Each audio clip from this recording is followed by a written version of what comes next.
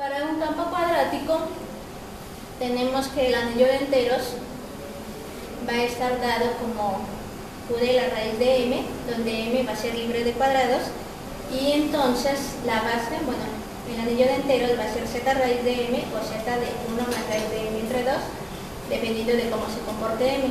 Para m2 que sea congruente con 2 o 3 módulo 4, tenemos z de raíz de m, y si m es congruente con 1 módulo 4, tenemos este anillo de enteros. Entonces,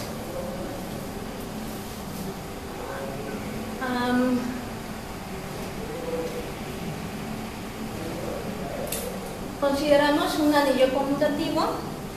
Entonces tenemos que un subconjunto de A va a ser un ideal si ese conjunto es un subgrupo del grupo aditivo de A, que quiere decir que tenemos al 0, y si tenemos dos elementos en ese conjunto, la suma y la diferencia van a estar dentro de nuestro conjunto. Y si tenemos un elemento en el anillo y un elemento en I, el producto está dentro de I. Entonces, bueno, con eso tenemos un ideal. Y luego, si tenemos igual un elemento en A, de tal forma que el generador de A sea, bueno, este producto por A, que es donde estos productos son, bueno, nuestro alfa. Bueno, cuando tenemos esta condición tenemos un ideal principal. Entonces estamos trabajando en campos numéricos, y hablar de dominio entero es lo mismo que hablar de, bueno, más bien tener ideales principales. Y como ejemplo de esto, tenemos a los enteros gaussianos, y bueno, z de raíz de menos 2, z de z3 y z de raíz de 2. Y entonces estos van a ser dominios de ideales principales.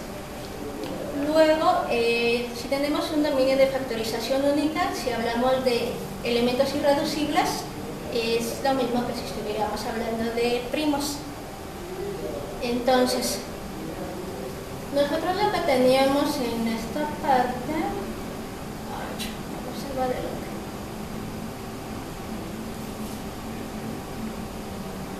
Ajá.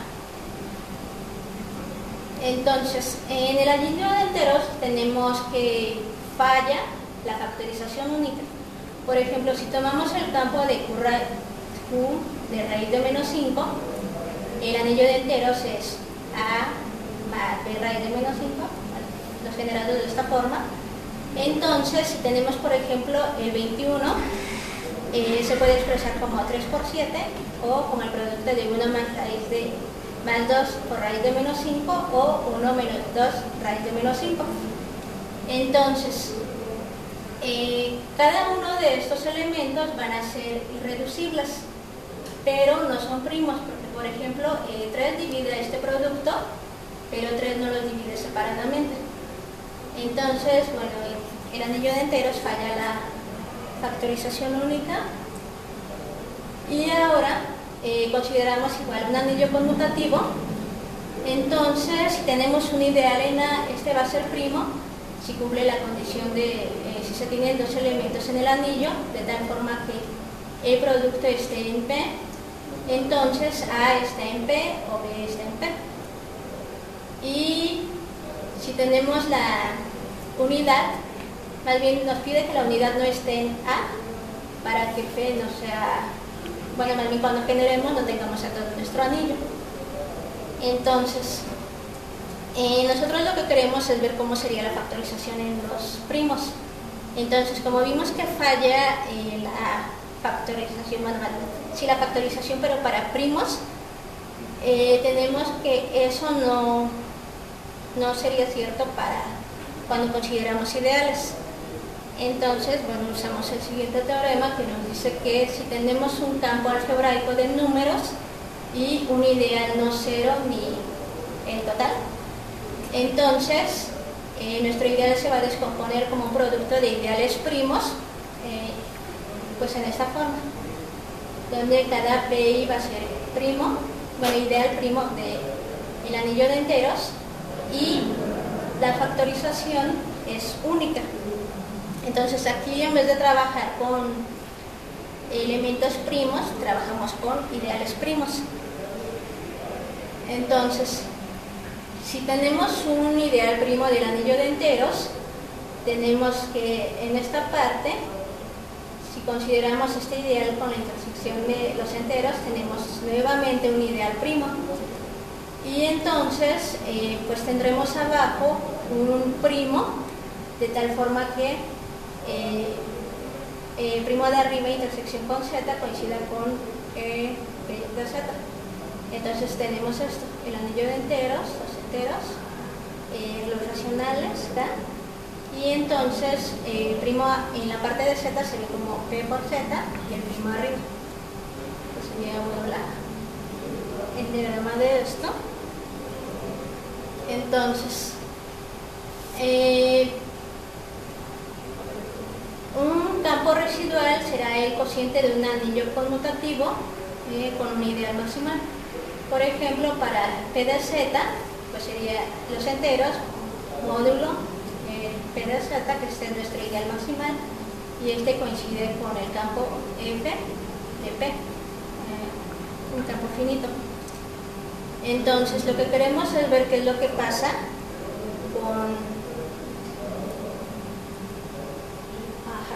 con el campo residual, pero para la extensión completa.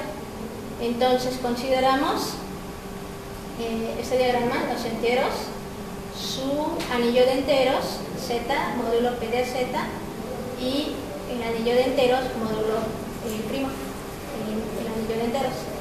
Entonces, considero esta función phi que va de pi seguida de i, donde esa es la proyección, la identidad, y entonces pues tengo que el núcleo de la función va a ser P de Z, y Z módulo P de Z es isomorfo a la imagen, donde la imagen es un subconjunto de el anillo de enteros módulo P, bueno, el primo de arriba. Entonces, esta extensión va a ser una extensión finita de F de P. Entonces, defino F de P como la dimensión de esta extensión, el anillo de enteros módulo P, y a este conjunto le llamo el grado de inercia. Entonces, si tengo, por ejemplo, el campo Q de I, el anillo de enteros es los enteros gaussianos. Entonces, si quiero expresar, por ejemplo, el 2, pues sería 2 de ZI, se puede ver como este producto.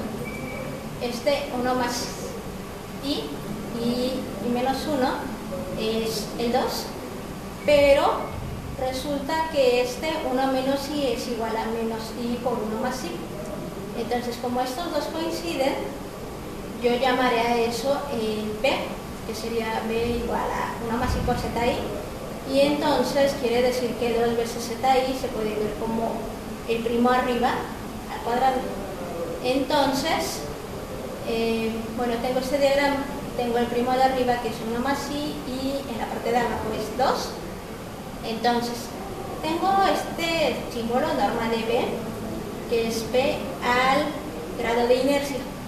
Entonces, según con esta parte, lo que voy a tener es que el grado de inercia es 1, y el campo residual del anillo de enteros módulo P es el campo finito F2. Entonces, si tengo un primo en los enteros y un ideal primo en el anillo de enteros, donde este ideal primo va a estar sobre P, entonces se define el índice de ramificación como la potencia de P que divide a este generado, P de OK, donde este, pues bueno, sería como la factorización del primo. Todos estos son primos. Y bueno, entonces decimos que este primo se ramifica si el índice de ramificación E es mayor que 1 para alguno de los índices I, y va a ser no ramificado si tengo todos los índices de ramificación igual a 1, donde bueno, todos los primos son distintos. Entonces, si tengo un campo numérico y su anillo de enteros, entonces bueno, considero esta factorización en el anillo de enteros para un primo z. Entonces el índice de la ramificación de este campo, de hecho aquí era, perdón, va a ser igual al índice de ramificación por el grado de inercia, bueno, la suma de este producto. Y entonces, en caso de que tenga una extensión de Galois, tengo que los índices de ramificación coinciden y los grados de inercia también. Entonces, en este caso, según este producto, pues n es igual a e por f por g, donde estos son el número de primos que tenemos. Entonces, lo que quiero ver es cómo calcular la descomposición de primos de este tipo, P, D o K. Entonces, el proceso es elegir un primo en los enteros, después tomo un polinomio minimal de tal forma que se ha generado por el anillo de enteros, y el siguiente paso es calcular la factorización del polinomio módulo P. Luego tengo que elevar cada uno de estos polinomios en los enteros, que sería como verlos desde la extensión de abajo a ver cómo se comportan arriba. Lo siguiente es la expresión para el primo arriba, que es el primo, coma, con f de y de teta, donde estoy evaluando. Y entonces, pues la factorización va a estar dada de esta forma, que es bueno, la factorización que queremos. Entonces, como ejemplo, tomo q de raíz cúbica de 2, su anillo de enteros es z de raíz cúbica de 2. Entonces, si quiero factorizar, por ejemplo, 5, en la parte de arriba pues sería 5k. El polinomio mínimo en este caso pues va a ser x cúbica menos 2, nos sale de esto. Y calculando la factorización pues es x menos 3 por x cuadrado más 3x más 4. Pero bueno, transformando esto a módulo 5, voy a tener x más 2 por x cuadrada menos 2x menos 1. Entonces a este lo llamaré primo P1, ese es el primo P2, y entonces 5k es B1 por B2. Y los primos pues son 5,2 más raíz cúbica de 2, sale de esta.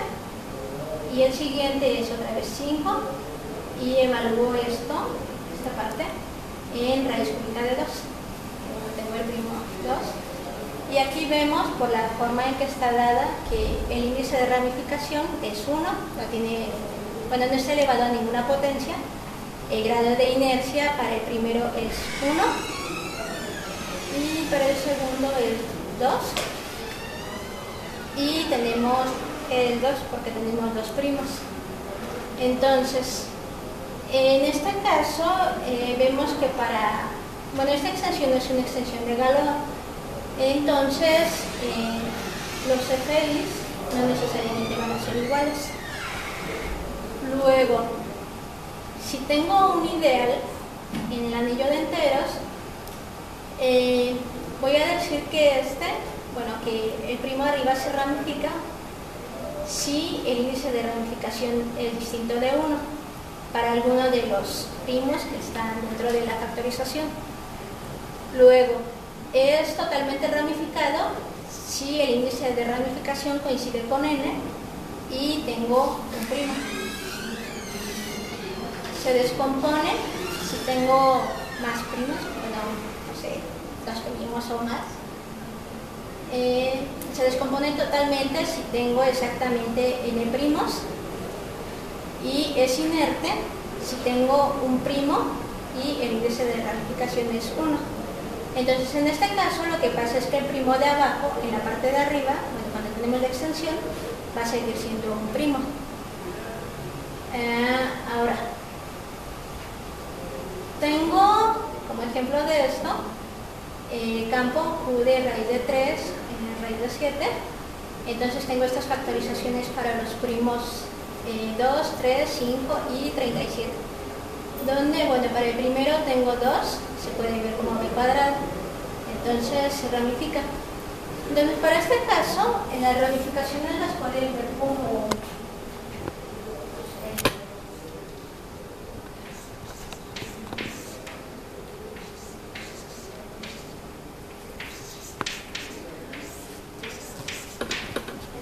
esto lo podemos ver como en esta forma, que quiere decir que tendremos dos primos y no se extiende a dos primos en esta, según nuestro campo.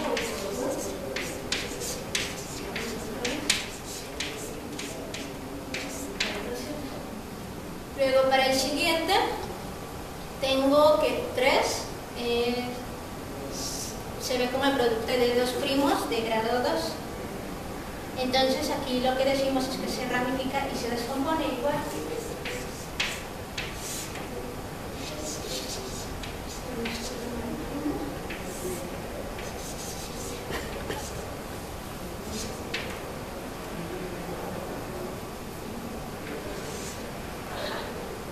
Y luego el 5,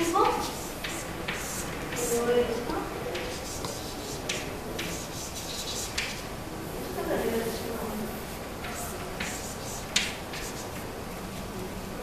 Y el último, 37.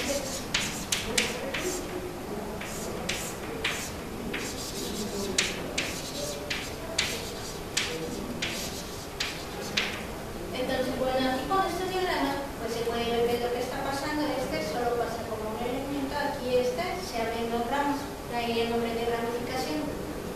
Y para este, por ejemplo, vemos que estos tienen grado 1 y por eso es que se descompone totalmente. Entonces, el caso de tener primos inertes son como extraños, pero son un poco comunes de hecho. Otro criterio, bueno, tenemos un primo impar y un entero de tal forma que el primo no divida a m. Entonces se define el símbolo del gen por este cociente m de p, y bueno, es 1 para el caso donde m es un cuadrado módulo p y menos 1 en caso contrario. Entonces se tiene el teorema que sería la ley de reciprocidad cuadrática, donde consideramos a dos primos impares distintos. Entonces el símbolo de flexión para menos 1 y q va a ser menos 1 elevado a q menos 1 sobre 2. Para 2 entre q sería menos 1 a la q cuadrada menos 1 entre 8. Y para el producto de estos, que sería como invertirlos, tengo menos 1 a la p menos 1 entre 2 por q menos 1 entre 2. Y entonces, ayudándonos de eso, voy a tener que si tengo un campo cuadrático, donde D va a ser libre de cuadrados y un primo impar, entonces voy a tener que ese primo se ramifica si solo si el primo divide a D, se descompone totalmente si el símbolo del gen es 1 y es inerte si el símbolo del gen es menos 1. Entonces, como ejemplo, pues tengo q de raíz de menos 23. Entonces, el símbolo del gen para 23, y bueno, quiero ver qué es lo que pasa con el 7. Entonces, el símbolo del gen para 23 y 7, pues este lo transformo módulo 7, quedaría 2 y 7. Entonces, aplicando la segunda condición, esta, pues va a ser menos 1 a la 49 menos 1 entre 8, y eso nos da 1. Entonces, por el criterio esta, nos dice que P se descompone en el campo Q de raíz de menos 23. Bueno, un signo. Y el caso especial es que para el 2 no se pueden aplicar los criterios que habíamos visto antes. Entonces, por ejemplo, si tenemos un campo cuadrático, tenemos que el 2 se ramifica si D es congruente con 2 o 3 módulo 4, es inerte si D es congruente con 5 módulo 8 y se descompone totalmente si D es congruente con 1 módulo 8. Entonces, ahora, para ver un poco de campos ciclotómicos, considero Zn como la enésima raíz primitiva de la unidad. Entonces la extensión de, es Q de Zn módulo Q. Bueno, esta extensión va a ser abeliana y entonces se tiene este isomorfismo Z módulo NZ, que serían las unidades, es isomorfo al grupo de Galois de la extensión. Entonces, para trabajar esto, pues ver los primos sería más fácil trabajar con esta parte, porque solo estaríamos viendo a los primos módulo n, y en este caso pues tendremos que trabajar con el automorfismo de Frobenius. Entonces, un criterio para la descomposición de primos en los ciclotómicos es que si tengo un primo que no divida a n, donde entonces P va a ser congruente con 1 módulo n si solo si se descompone totalmente en el ciclotómico. Como ejemplo, si tomo n igual a 4, entonces P es congruente con 1 módulo 4 si solo si P se descompone totalmente en esta extensión de raíz de menos 1. Entonces, por ejemplo, aquí podríamos tener 13 congruente con 1 módulo 4 y entonces 13 se va a descomponer totalmente en este campo. Luego, como una aplicación, nosotros tenemos que un número complejo va a ser construible como un punto en el plano complejo con regla y compás empezando desde punto 0 a 1 si y solo si se tiene una sucesión de extensiones de campos, que sería, bueno, en este caso Q y luego K1 hasta, nuestro ciclotómico, de tal forma que los KI van a ser extensiones cuadráticas del anterior.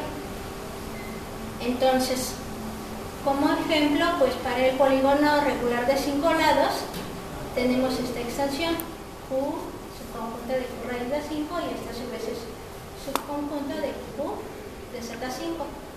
Entonces, esta extensión es de grado 2 aquí y acá también. Entonces tengo que Q de Z5 va a ser construible. Bueno, más bien el polígono de 5 lados es construible. Luego, este es un ejemplo extraño. Considero un polinomio que es x cúbica menos x menos 1. Entonces, este polinomio es irreducible sobre Q. Y bueno, considero alfa como la única raíz real y beta y su conjugado las raíces complejas en este caso. Entonces K sería Q de alfa y L va a ser K de raíz de menos 23, que bueno, va a ser generado por estas tres raíces. Pero la extensión en este caso de Q al campo K es 3 y para el otro lado es 2, tengo un campo cuadrático, pero la extensión de Q de raíz del menos 23 a L es de grado 3. Entonces, bueno, esta extensión de L a Q, pero sobre este lado va a ser de grado 6. Pues, ¿qué es lo que pasa? Que esta extensión debe de ser de grado 2, para que, bueno, tengamos la extensión. Bien, entonces, tenemos que el discriminante del polinomio es menos 23 y coincide con el discriminante de nuestro campo. Entonces, igual aplicando el criterio que teníamos para encontrar las extensiones para los polinomios, tenemos que este polinomio, módulo 23, se factoriza como x más 3 por x más 10 al cuadrado. Entonces, pues voy a tomar este x más 3 como el primo 1 y luego para esta parte sería el primo 2 al cuadrado con esto. Entonces, por un lado, este primo 23 en esta extensión va a ir a un cuadrático porque nosotros teníamos esta extensión.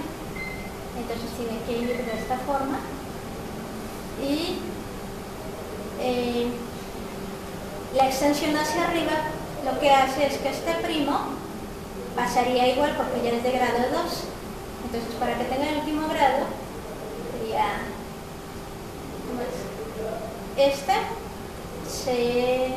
pasa como tal.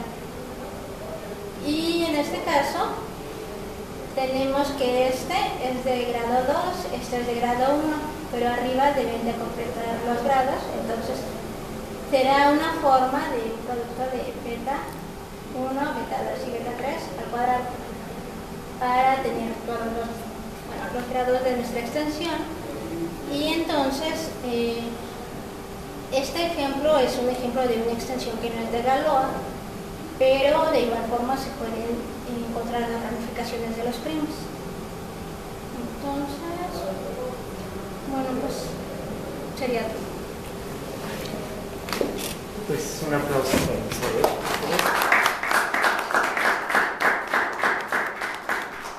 Y no sé si alguien tenga una duda. Cuando hablabas ya cuando dibujaste aquellos primos, decías que los inertes son como raros. ¿Cómo?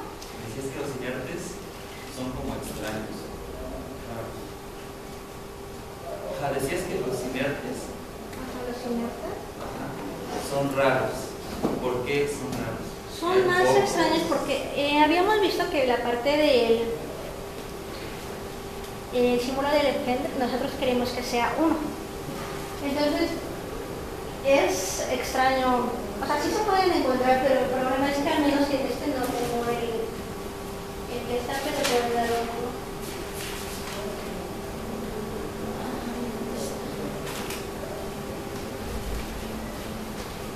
Sí, lo que yo querría es que un primo aquí pasara de igual forma aquí, sin exponer. Pero bueno, no sé la razón por la que sean tan poco comunes, pero bueno, de hecho para calcularlos tendrías que usar casi, no sé, un programa Bari o Magma para tener, o sea, todos los primos para esto, tú tomas tu primo y puede pasar que se ramifica, se descompone, pero para tener no sé.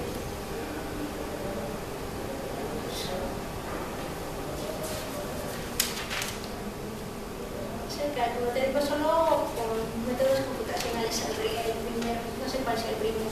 Aquí tengo hasta el 37. Sí, lo siento, no. ¿Otra duda? ¿No? Bueno, pues muchas gracias. Y los acostumbrados legales de la que no. Muchas gracias. Y en esta sesión vamos a rifar una taza de la clave. No sé si gustas hacer una pregunta muy sencilla de algo de tu plática para el que la conteste se lleva la taza.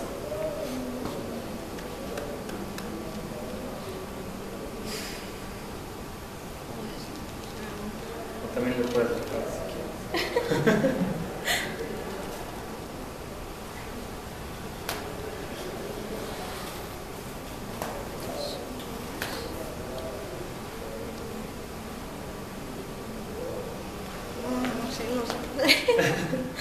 Pues si quieres están los boletitos. Es que las sillas tienen más o menos números.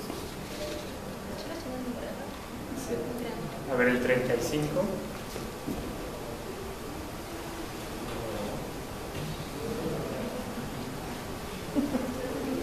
No, a ver si quieres sacar otro. ¿No? Son finitos entonces, seguro. 10. Seguramente. ¿Sí? Ah, sí. 13.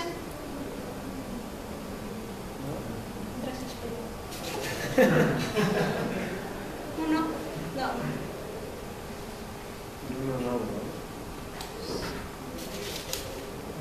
7. No, el 7 está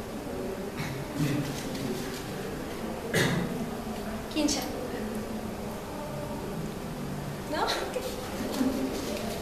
Pueden acostarse en una silla. ¿Qué números tienen hasta atrás? Más o menos 21. 44.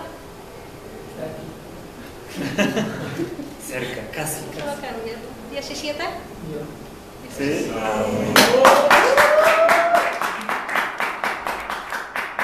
Pues muchísimas gracias a todos por venir, muchas gracias.